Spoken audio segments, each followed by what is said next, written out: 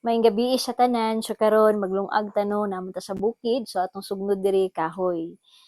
Aton mo ni atong gamiton, dungag natog sugnod aron kusog mo siga og dali maluto ang atong kanon. Ug maglisod pud tag pasiga, pwede nato gamiton ang karton pagdangila aron daling mosiga ang atong hinaling.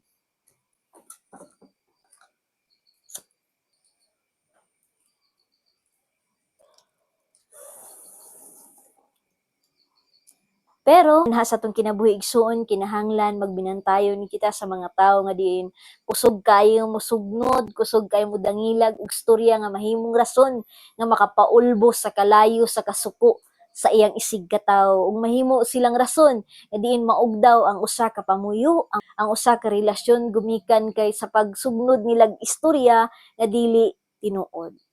Usahay kini ang mga tawo nga din malipay sila nga makita nila ang usa ka pamilya mag-away. Kini ang mga tawo nga willing manira sa imuha aron mabungkag o maputol ang usa ka relasyon gumikan lang sa ilang kasina sa sulod sa dughan.